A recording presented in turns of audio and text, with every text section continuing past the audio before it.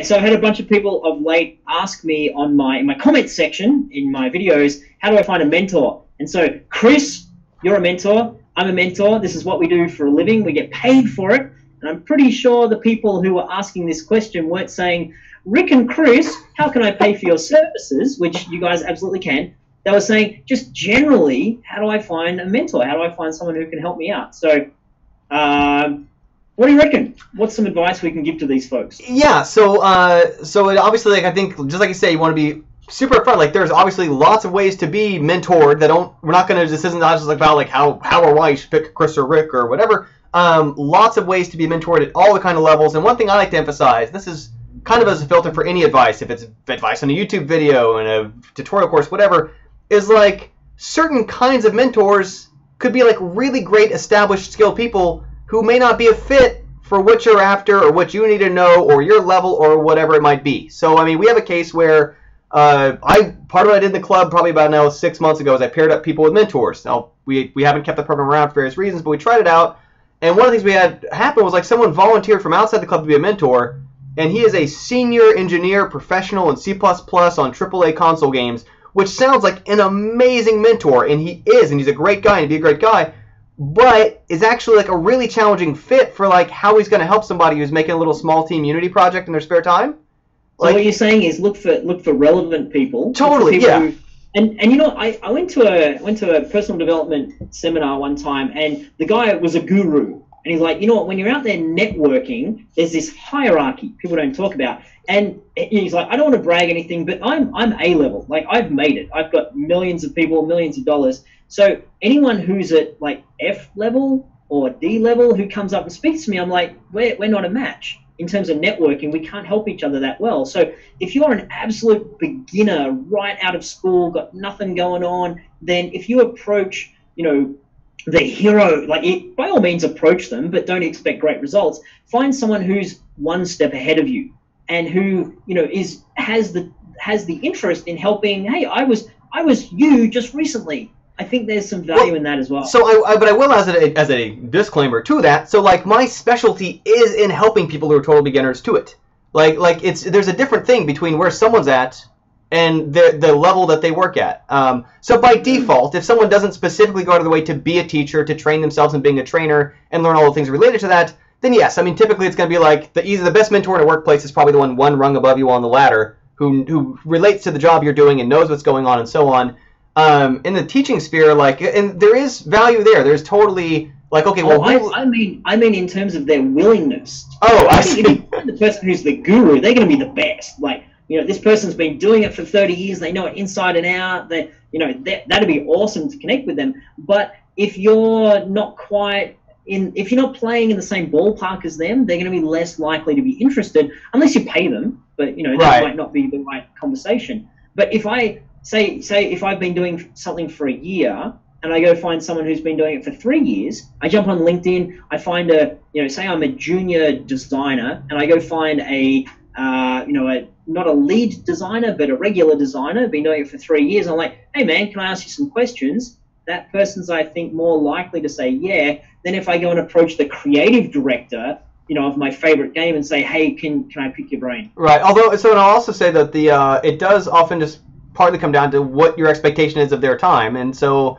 because people will, like, they'll go to their first games conference as part of their, like, kind of making their way, making progress, building up momentum and stuff. And they'll meet some people they've heard of. They'll meet some people, like, they've played their games, they're fans of their games, and those are now a part of their network. Maybe they're friends on Facebook, maybe they follow each other on Twitter, whatever it might be.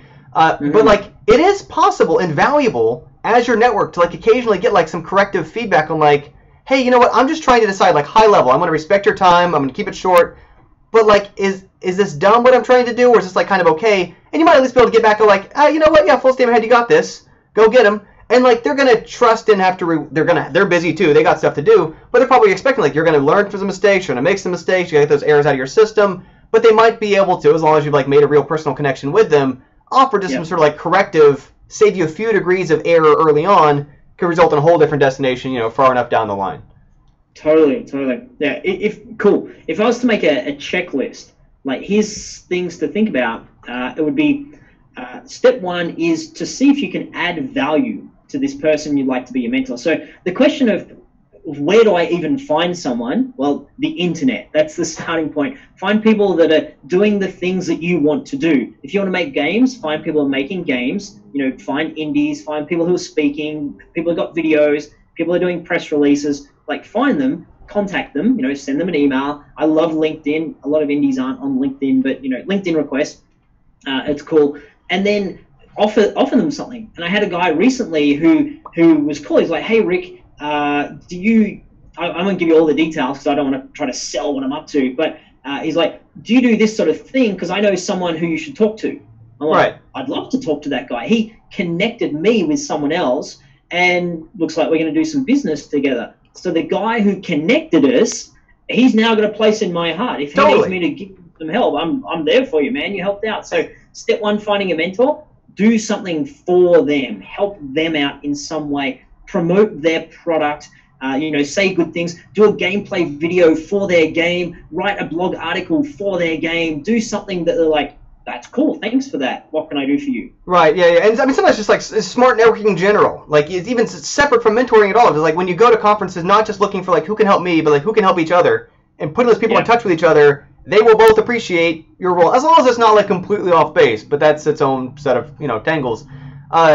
And on that note of like, so, and this is like, this is gonna sound self-serving, but like, so I have a lot lot of Twitter I spent a lot of years tweeting every single day and whatever. Yeah, you can see that your Twitter followers. But no. So what I was gonna say is like, when someone occasionally sends me a message like, hey, I've got a Kickstarter thing I'm doing or whatever, could you give me a little retweet on this thing? If I've seen their icon before because they've like retweeted my stuff or they've responded and participated when I like post a survey or whatever, I'm like a lot more likely to be like, you know what, I'm gonna click the link. Double check it, and it's not just like an automatic thing, but it is like this extra little 5 minutes of my time to kind of vet it, to know what I'm rebroadcasting and signal boosting, to look at it and be like, this looks legit, sure, and get some additional eyeballs on it. Not trying to be like a tit for tat, do me a favor, scratch my back and scratch yours, not keeping score, but simply a matter of like recognizing who the heck this is, as opposed to if someone comes out of the cold and I have never seen them or heard of them, and they're asking to take a few minutes of my time to review something, forget it. Like I got enough else to be dealing with. I get that a lot because I love hearing from people. I love people asking me questions. I love giving them some value. That's cool. It's what I'm up to in life. But I get a lot of people just out of the blue, hey, can you give me something? You know, hey, Rick, I need something from you. I'm like, well, you know, in life, we're you know, humans are social beings, and we like this idea of reciprocity. You know, you do something for me, not because I'm keeping score, but I think we remember the good deed. So I remember when I see someone who comments on my videos, I'm like, I've seen this person a few times. I like, you know, thanks for that. And yeah, they've got some sort of collateral. Is that the right word? They've got some sort of points that when they say to me, hey, Rick, can I ask you a question? Cool. Yeah. The other thing, Chris, I would say is like finding a mentor is a little bit like dating. And I don't know about you, but it took me a while to figure out dating. And one thing I figured out is there's a gradual increase in how things go. So you don't necessarily get there and say, hi, we've just met, but would you like to come back to my place? Or like, hey, let's get married. You seem nice. Yeah. You look hot. Would you like to get married? Right. So it's the same with mentors. And I think a common mistake is, I like you. Will you give me a whole lot of your time and make me awesome? No, I can't pay you. And no, I don't really know what I want. Right. And that's just, if you start with, you know, hi, Chris, you know, send all your questions to Chris, by the way. Hi, Chris, can I ask you a real quick question? It's, you know, do something that'll take 10 seconds of Chris's time because he doesn't have a long attention span. So that, so it doesn't, over here, Chris. So it doesn't take a lot of time, and then that's the first step. And so, and I'll also say, so for example, so like I do answer a really high volume of free questions in a very specific context, and so like I have plug codeyourfirstgame.com is my free Udemy course taken by people, and I answer in that course. I've answered every question list like posted. By now, the 36,000 people who've taken the course, I've answered every question personally within 24 hours of being posted. Very proud of this fact. And, like, I think that's not paid work. That's obviously me trying to, like, I want to leave a good impression. I want to help them get unstuck. I want to help keep them moving forward. But what happens sometimes is I'll ask a question that's, like, outside the realm of the course. And I'm like, I am so eager to help, and I will troubleshoot your code, and I'll answer questions about the course. But I cannot make this into my general guidance mentorship forum. I've got so many other questions to be juggling and catching up on and doing. And the people who do have, like, priority on my time are the people who are paying for me to be their instructor or their club mentor or whatever. And like they have to have that priority for like the more open-ended questions. Where it's like the other thing is like often we take for granted because we live inside our own bubbles of like my project that I'm doing and whatever. But like really answering a good question requires a lot of context about it. Like there's no such thing as like a really easy like, hey, just help me with this little thing because you got to know so much else about it. And part of why the club exists or my mentorship or whatever, and people pay me and keep it an ongoing thing, is because like if I already know their project and I know them, it's so much easier for me to answer in context the answer that they need, the way they need it in relation to what they actually need, as opposed to like as soon as they want to just dump a question out of the blue, I don't know your project, I don't know your background. Yeah, you don't want to give them bad advice. Yeah, or like I'd have to see your whole code to. What you're saying there is also one of the golden rules of finding a mentor is go and do courses. They can be free courses, and then contact the person who ran the course, and give them a little bit of, hey, I really like this about the course. Can I ask you a question related to the course? And so you don't have to, I think mentorship is not necessarily, I've now got Yoda sitting in my backpack following me around as I go everywhere. Yeah. It can be, I'm kind of stuck a little bit on, should I build my own indie studio or, try to go get a job? I don't know. That's a big thing I need to figure out. And so if someone has watched my videos or done something, been part of what I've done, and then asked me a question related to that, I'm like, cool, happy to help you. Got the context. I know the answer to that.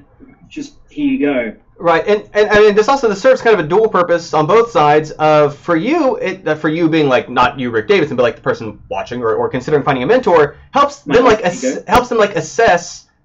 Does this person's approach kind of jive with me? Are they talking in a way I'm comfortable listening? Are they discussing things that resonate with the way I think about things? And like there's a huge difference. Some people from the distance might look at it like, oh, you can like I didn't know how to drive, now I know how to drive. It's a skill to learn. Game development, like cooking or art or whatever, is an extremely divergent field. There are just infinite different, equally compatible, correct ways to do things, and someone might steer you down a completely different path, but you want to hear like, okay, what's your attitude towards it? What's your way you're going with it? And is that what you want out of it? To connect with them, yeah. And then I think that, good. Oh, sorry. To build on that, I'd say when you're approaching someone who could be a mentor, someone you see online, someone you've taken a course of, someone you've met in real life, you're like, I think this person could help me move forward. I'd say advice for someone finding a mentor is be as specific as you can in terms of why you're contacting someone. So if you contact them, then I get this a bunch as well. Hey, I just want to start dumping questions on you. I'm like, where are you going? Like, what is this? Why are you asking me these questions? Where are we going with this? So if someone contacts me and says, hey, Rick, I like your stuff. I don't have money to pay for your services. Got it. Cool. I like that. But I was really hoping just to ask you a couple of questions. Can I this or can I that, or are you over this? Then I've got the context. Yeah, absolutely. You know what? You've got my focus and my attention for this amount of time. How can I help you? Yep. And so I know. Or if someone says, I'm really struggling on my project because my teammates suck and they're all idiots and I'm really blocked and I don't know what to do, I'm like, that speaks to something that I'm familiar with because I've been there. I want to help you out, man. Tell me what's going on. Like, let me give you a piece of advice. Yeah. And then, it depends on your definition of mentor, but maybe you just need to get a little bit unblocked at the moment. And then in a few months' time, you go back to that same person, get a little bit unblocked again. I think that's in today's day and age where people are busy, mentorship can be just a little bit of a nudge on the very important things rather than I need someone who I can write an email to every single day to just hold my hand. That's a teacher, or that's a coach, or that's a mentor. That's someone you pay for, or someone you know personally. That's harder to find. I'll also say it has some downsides. And so like if someone's contacting someone like every single day or only doing work with a hand-holding, whatever, it's like it's not building the independence that really someone should want. That the kind of the interactions I've had with people that have been the most long-lasting and the most stable and the most beneficial are the ones where like it's much more touch and go. I'm a big fan of this sort of learning philosophy of like get stuck on something, get help with the thing you're stuck on because you're stuck on it and you tried something already, and then you can get past it. But like if someone doesn't at least work up to the point that they hit their own wall to need help on it, then like they're never going to build that independence to be able to just like keep pressing forward and find what questions they have, what are the gaps in their understanding, because those surface when they try their way, when they try their resources and look at what they can. And I think one of the good ways to really connect with that is for you yourself to help others. it might be mentoring others if you've got a particular skill that you're already advanced in, or it could just be helping them in general, finding, sometimes a bit of Google can help people get unblocked when they've got a question. For sure. So, how do I find a mentor? Well, find a forum or a group or a place online that you feel is good and comfortable and you like people hanging out there. Help them out. Give them feedback, answer their questions, give them positive encouragement. And then if you do that a bit, I know it sounds a little bit tree-huggy and airy-fairy, but I think sometimes the universe, i.e. the internet, because the internet is now the universe, the kind of knows that you've been out there doing good, and more literally, someone who's looking at you can see that you've had a lot of participation and that you're not just a fly by the seat, just popped up and asked a question, and they know that you're out there helping, so they're more willing to help you. One asterisk I will put by that, because I see this sort of thing happen, and it's frustrating and it happens a lot, but there's sort of this occasional thing of people who will feel like they're doing a favor, and this is not calling anyone out in particular, by like sharing a resource that they have not used or read or tried or taken, but by virtue of like, oh, they've seen this recommended, here, use this, and like, no, like just for a million reasons that tends to like not be a good fit for what they actually need. And reposting an article that you read, which is a good article, is also, that's not really helping people. That's just adding spam to the world. It's like, hey, I read this cool thing. There it is. Look at this cool thing. Yeah. This person is saying I'm stuck, or I've got an idea, or is this good or bad, or should I do it? And you taking the time to type, hey, I checked it out and had a close look at it, and I think you should this or that. Here's an idea. I think that's real helping and real connection. So as it happens, I actually have to jump in a couple of minutes for a mentorship call. But I do want to make sure, like, before we go, like, is there maybe if you want to speak to, like, okay, well, so if there are ways out there to get free mentorship support of varying kinds, of varying levels, why would someone pay someone like Rick Davidson or Chris DeLeon for mentorship? Yeah, you know what? That's a great point. Really, really good point. And I think I've looked at this a lot when I give people support who are part of my paying things, is it's immediacy. Like if someone's in one of my paying groups, I'm like, you've paid for me to be there for you, so I'm going to get back to you as soon as I can. Yep. And it's thoroughness. I know that when I'm on like a Facebook group, the indie game developers Facebook group, I'm a moderator for, there's 75,000 or 100,000 people by the time someone watches this, is that there's, I don't have time to come back and check and look into it and really write a detailed answer. But I think if someone's going to find a mentor they're paying for, the question to ask is, how involved is that person going to be? How immediate is their response? How detailed is their answer? And what's their depth of knowledge? Have they done it before? Right. So if you guys are out there looking at Chris and saying, is this schmuck the schmuck for me? I have a look and see, does he have a record of those things? And I know for you, people will find that you're awesome at those things. And then they, this is just a chance for us to tell each other how good we are. Thanks for watching. This wasn't the goal of this video. Yeah. But when I think some of it's also this. I mean, like I say, they get to know you. I think part of it, it's just like if we pay a teacher, if we pay a coach, if we pay an art mentor or whatever, like teacher, instructor, like they become accountable for our success. Like it's literally their job to like, and these things come up. We're like, so if someone asks me a question for free and I can answer it real quick off the top of my head, I'll do that. If they're paying me and ask me a question and I can't answer off the top of my head, I will go find the answer. I will figure it out. I'll figure out how to present it. I'll get back to them with like, okay, yesterday, you know what, we got stuck on this thing, but I looked into it. Here's your solution. And in a way, like, you also have a vested interest in them succeeding because it makes you look better. Yeah. Because that's your business, but also makes you feel good. And I think if someone's looking to find a mentor that's like a free mentor, try to find someone who, if they help you, it's going to help them in their business, or it's going to help them in what they're up to in life. And this again is, okay, to wrap all this up, looking for a mentor, if you come from the position of take, how can I get something out of this? It's going to be a tough time. Don't know what you're doing there, but anyway, if you come from the position... my person I'm supposed to be meeting with. Let's wrap up here. Chris, awesome. I got to jump for this other call. It's been great.